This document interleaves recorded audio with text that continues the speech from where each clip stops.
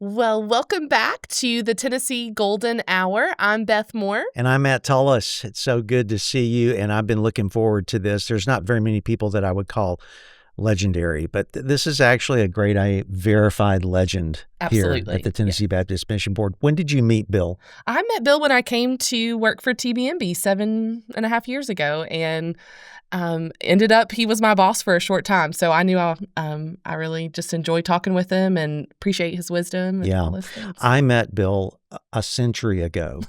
1995. Okay. I won't tell you about that one. Yes. He actually let me kidnap some of his students for a video project. Okay. When I was working at Lifeway. Okay. And so got to know Bill, had heard of Bill, and so just really excited about this. How many years have you been with Tennessee Baptist? 41 years. 41. Wow. 41 years. Yeah. Nobody's more surprised than I am. How long have you been in your current position? It's my 27th year as state director. Okay. And before that, you were at Vanderbilt? I was Vanderbilt for the 90s, and I was at UT in the late 80s. So it's been fun all the time. So what initially drew you to collegiate ministry, Bill? Well, I didn't see it coming.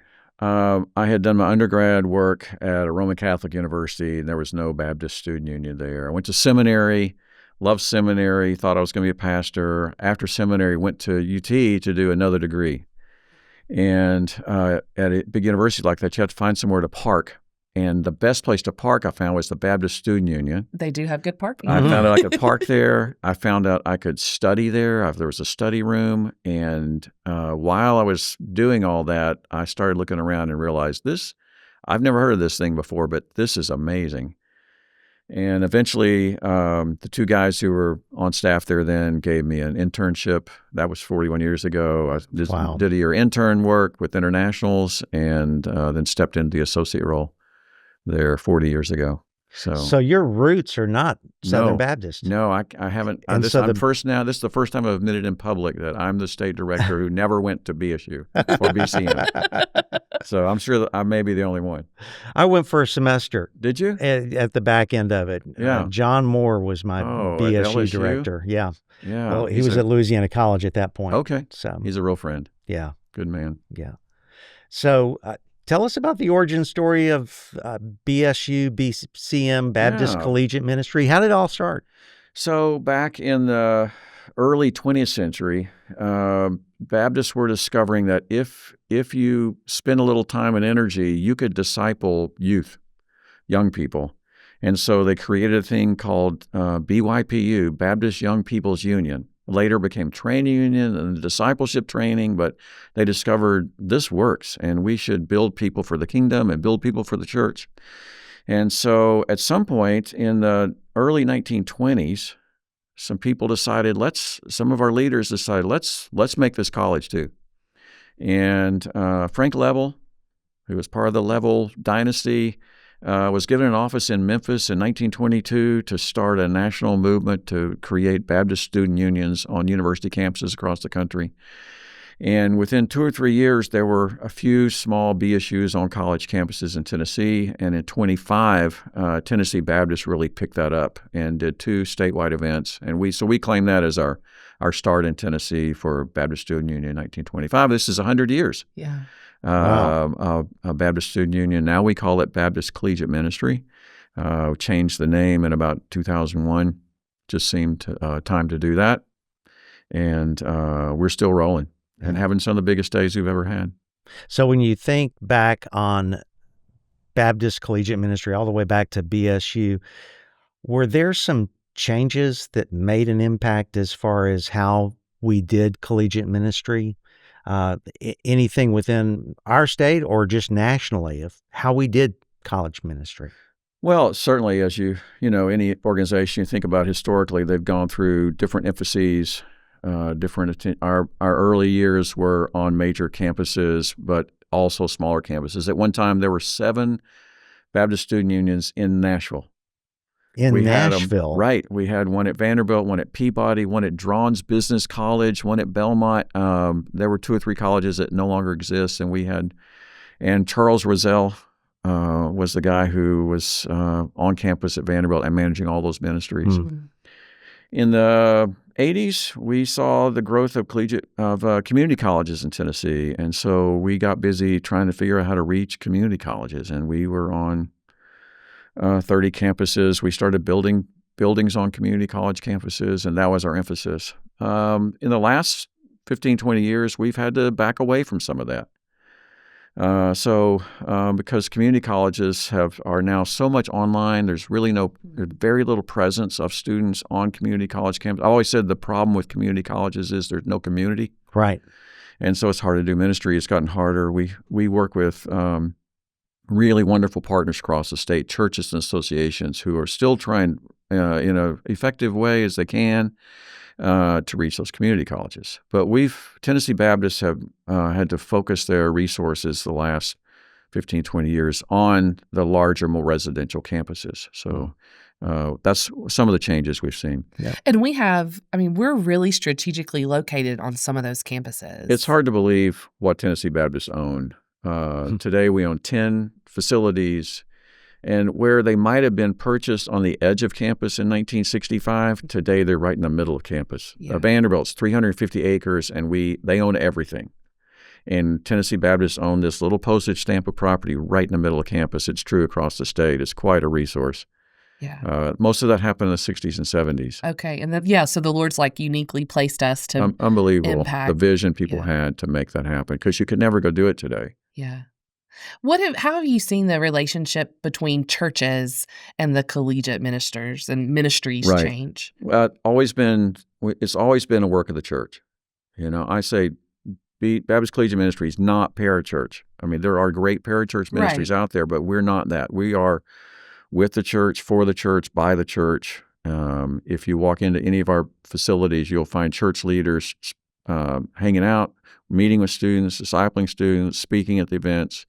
You'll find churches bringing the meals. We're very much church. And we've had, in the last 15 years, we've had a resurgence of our emphasis on that and making sure that we're on that all the time. We're not church, but we are church. Yeah. Right? So we want all the students involved in it, in a church on Sunday mornings, during the week, involved in their church, but at the same time gathering on campus, doing this work of all the churches on a particular campus.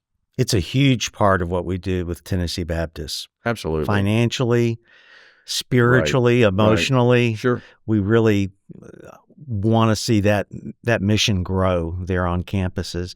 And you've been such a vital part of it. I want to just ask you, circling back around to personal journeys, what are some ways where your approach has changed to collegiate ministry from the time you first started to where you are now?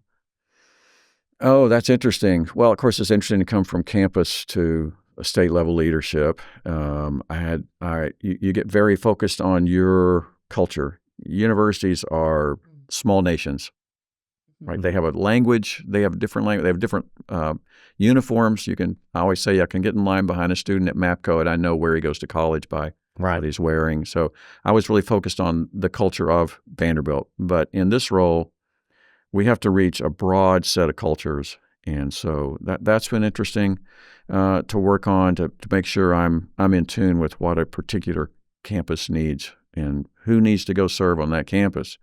So that's certainly been something for me. That's part of my journey. And I just have to say, I've known you for a long while, and I've never seen you frazzled. I don't know how you do it. Oh, without your hair on fire. I'm a little frazzled this morning. Things come along. But I got some genes for that. Yeah, I got genes for unfrazzled. So good deal. Part of it's just I love what I do. Yeah. Love what I do. Love Tennessee. Love the university campus. Love our team. Trust our team. And I have been at this long enough to realize, God's got this. That helps with the frazzle. Yes. Yeah. God's got this, and he could probably do it just fine without me. But he's got me in it right now, and that does help the response a little bit. We were talking earlier about numbers, which I'd love for you to share some of those. But do you have any idea across our state how many students are being called out to ministry from our BCMs, not from seminary, not from even our Baptist colleges, but from our BCM ministries at state schools? Well, we do know. We gather numbers every year, Okay. and it's not new that students are being called to ministry. We're focusing more on it today than we ever have, and we need to. Yeah. Our churches need leadership. But on any given year, over time, we can give you the names of 150 students across the state that have said, I'm called to vocational ministry. I'm involved in the BCM. I'm called to vocational ministry. And those are such important conversations. Years ago, one of the changes years ago, that student would walk into your office as campus minister, and he would say to you, I'm feeling called to ministry. And then part of the conversation might be like, well, what are you going to change your major to? Mm. And today we're like, good, get your chemical engineering degree, get your teaching degree, get yourself to medical school, because God's going to call you to ministry. We want to be part of that conversation with you, but you may need to do this co-vocationally, bivocationally, and let's get you through school and get you some qualifications so that you can have an even more influence in your community when God puts you to work. Right. Mm. You've covered the macro level vision of ministry. I was wondering if you could center in on maybe a story or two of people that you've had the opportunity, when you get to be our age, you kind of get to see people from the beginning into hitting their Sure. stride. Any faces come to mind? Well, I think about Jeff, who's, see what happens, you do this long enough, you have 62-year-old alumni. So Jeff's a 62-year-old alumnus from UT, BSU days, who grew up in Knoxville. His father was deceased. His mother was raising her 3 boys. Jeff was part of this crazy worship band that traveled around, with long hair. Now Jeff doesn't have hair, but he's a pastor of a wonderful church in Raleigh, North Carolina. I had breakfast with him just a few months ago. And he's been at that church 25 years, faithfully leading this beautiful church to influence their community. And I've been a part of that all along the way. What a blessing that is. Wow. You have some great stories, Bill, about how ministry comes full circle and affecting the nations. There's one story you've told me before about a missionary on the field running into somebody. Well, I don't know. Yeah. That isn't a story I've told. It was a missionary who was in the Middle East, one of our missionaries who was in the Middle East and out in the middle of nowhere, and he had a flat tire, car issue. And he's out there, and all of a sudden this very fancy car pulls up behind him, and these Muslim men climb out of the car and begin to help him with his car. And he's in the part of the conversation with them. He says, I'm a little surprised to see you do this. This is not what your culture usually does. And this leader, who was, turns out, part of the government of this Middle Eastern country, says, I learned to do this from a man named Bob Hall. Mm. And Bob was the BSU guy. He was a BSU campus minister at UT Knoxville. He said, when I was a student, I studied in the United States, and I studied at the University of Tennessee. And there was an organization called Baptist Student Union, and a man named Bob Hall. And Bob Hall taught me about love. He taught me about Christ. He taught me about your faith. And he taught me what kindness looks like. In the middle of the desert, you get a testimony like that. You couldn't ask for it. Yeah. That's incredible. Yeah. I know that you've been down this road for so many years, but I would imagine there are some things in collegiate ministry that have not changed. What are some of those immutable things that continue to be priority when you're dealing with college students? Well, that's true. We talk. There are a couple answers I would give to that. One answer would be the emphases in the way we do our work certainly has changed, but the emphases haven't. The early emphasis of Baptist Student Union 100 years ago was evangelism, discipleship, mobilization, and churchmanship. And we may not use the word churchmanship much anymore, but we're still all about engaging with the church and getting students in the church. So that hasn't changed. We talk a lot about generations, and that's one way to think about young adults is, what generation is this? But 18-year-olds are still always 18-year-olds, and there's some developmental realities that are consistent about an 18-year-old, no matter what generation. That is, they're trying to figure out who they are. They're trying to figure out whose they are. That's the faith question. They're trying to figure out what they're going to do, which extends out of who they are, and they're trying to figure out with whom they're going to do it. And that continues over time. And so you every time you sit with a student, it's some of those conversations would have been the same 100 years ago, because of the developmental reality of who we are as growing into adulthood. What are some of the things that you see differently now? I mean, you're a step back, obviously, in the state leadership role, but how is this generation different from others? Yeah, there's some pressures about attending college and getting into the right college that are a little different from what they would have been even in my 40 years. The competitiveness to get into elite universities, it's unbelievable. So that has certainly changed over time, and you feel that in the student body, like pressure to get in, get out. They're spending less time having the college experience than they used to for many. So that's a change. Parents have changed. Our campus ministers today deal with parents. When I was at UT in 1985, I didn't deal with parents. I dealt with college students. We considered them adults. Right. And today, parents aren't ready to the students we get often haven't been prepared for adulthood. They've been protected. They haven't been allowed to take risks. The parents are right there beside them all the time, and the parents expect to be right there beside them in college, and that's a real change. And that brings some real challenges. We think about mobilizing students for missions. 85, a student will come and say, I want to go on missions, and you had a conversation with a student, you send them on missions. Today, mom and dad show up, and they want to know why you're sending their student to a place they consider dangerous. Or, no, we're not letting our student go. So a lot of parental control that has really changed over time that, in my humble estimation, impedes development. Sometimes gets in the way of what God's calling a young adult to do, because parents are so engaged and protective and involved and text their child to wake them up each morning to go to class. Wow. So that's a huge change. Right. And I think it has long-term implications.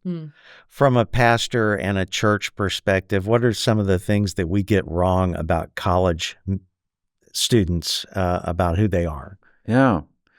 Well, I think we miss an opportunity as we have them in our churches. We miss an opportunity because we think they want to be made happy and entertained, and they want to be involved and engaged. They want to be trusted with an opportunity. I tell people this story about how when I was an undergrad, I don't know where the church found this wisdom, but I was an undergrad, and my church put me on the Building and Grounds Committee, which seems crazy. I mean, I had little or nothing to offer to the Building and Grounds Committee. We bought a brand new MCI bus while I was on the Building and Grounds Committee. We made all kinds of decisions. And they didn't need me there, but they put me on there, and I learned all kinds of things. And that was great. I didn't want to work in the nursery. I didn't want to work with youth. But they found a place for me to be involved. Churches should take risk on college students, not just in the nursery or working with youth. They should put them on the platform. They should have them read scripture in church. They should have them speak in church. They should give them other responsibilities for developing and leading in the church early. They're gonna fumble the ball once in a while, but it's okay. They need to do that now, not later. And so I think that's a misunderstanding by the church of what a student is looking for. They're looking for meaningful involvement. Well, and just thinking of you being put on a Buildings and Grounds Committee, that church had no clue that one day you would lead Tennessee BCM and be responsible for how Buildings many and grounds. buildings. A lot of building and grounds. Yeah, that you troubleshoot a lot as part of your job. So seeing how by not giving college students these opportunities, we're not helping them with what the Lord's going to call them to. So, and churches would benefit. Yeah. And people would contribute a lot more than I contributed to that opportunity, but students would contribute. So you were telling us 2,000 weeks that you've been at this role? I have been. Okay. Right. It's just a little math. So So you've learned a lot in 2,000 I weeks. should have. Well, maybe, hopefully, right? So what are some of those things if you were, I'm sure you're doing a lot of reflecting right now because you're coming up on how many weeks left in this role before retirement? 10 weeks left, 2,000 down. Yeah. That's 8 weeks for you. So, yeah. So what are you thinking? Oh, my goodness. We had staff focus back a few months ago, and Stacy Murphy spoke, and wow, she did a great job. It was awesome. Yeah. Such a good job. And I hadn't really thought about that, this is my last focus. I hadn't really thought much about that. But when Stacy spoke, it kind of got to me, and I was thought, oh my goodness, this is what we do. Because I've known Stacy since she's an 18-year-old freshman at Austin P. Beginning, I don't know, she's done 100 mission trips probably. Yeah. Since then, she's was our state missions coordinator. She's been a campus minister at Austin P for 15 years now, I guess. She's up here speaking to our entire staff, and everybody's paying attention because she's got something good to bring. Like, oh, that's what we do, right? There's a reflection. Yeah. You get to see that, like, this is what we do. And so that's really satisfying. That's really encouraging. The kind of people I've gotten to know, I'm thinking a lot about the amazing people I've got to know. I ran across an article this week about the National Institutes of Health in Washington, D.C., and this amazing genomics project led by Josh Denny, who's deputy director at NIH. I think that's his title. Well, Josh was one of my students at Vanderbilt. Oh, wow. Josh loves Jesus. He's highly involved in his church. That's the incredible thing about Vanderbilt is you get the cream of the crop there. You get a pretty unusual group of people. Yeah. You might get the same person at UT or other schools, but you get a bunch of them at Vanderbilt. They're all sitting there together. They're all of them. So what an opportunity. And so there's Josh. He's shaping the nation with his research and leading this research. And he's a devout Christian man and real science, real believer. I get to know Josh, a wonderful father and husband and family man and all that stuff, and scientist. I got to be a part of Josh's life, a little piece of Josh's life. And it happens every day. That I think like, oh my goodness, how did I get to be? Part of going to work at Vanderbilt was knowing everybody you'd meet that day was smarter than you were, and you had to be okay with it. Like, it's okay. You can still do work here. So, and I met wonderful people at UT, and now I'm on every campus, and I get to meet all these amazing people who are going to do amazing things, and you get a chance. For 4 years, they live in your building maybe. They're in your building every day for 4 years. You get a real chance. You get a real chance to shape them. So there's a reflection. Who gets to do that? Right. Yeah. That's cool. So you're leaving us, and so we will be shutting down BCM Ministries, correct? I hope not. They're going to upgrade the leadership. They're working on it. What is for those curious? And I know it's a blank page right now, but what do you see this transition being like for BCMs as you go? We will have a new Bill Choate, I guess. Anticipate someone stepping into leadership here. They're working on that now, they tell me. And I trust that's going to go really well. And we've got great people on our campuses who already know what they're doing. I think, as always, you got to think, what's our best stewardship? How do we do this best? How do we have impact with changing generations and changing university campuses? And whoever comes will continue to do that work and try to answer those questions. So what are your prayers for BCM as you leave? Oh, wonderful question. I pray that people can stay focused. Stay focused. Universities can be a distracting place. Culture is a distracting place. Students walk in the door with the same struggles we have in our culture. It's divisive. And so our collegiate ministry specialists are trying to hold all that together. So I pray for their wisdom and patience as they keep students focused on things that matter, not the stuff out here. I pray for leadership at TBMB because it's such an investment. It's a large investment to maintain a staff, to maintain buildings. And so I pray that Tennessee Baptist will stay focused on this important part of our ministry.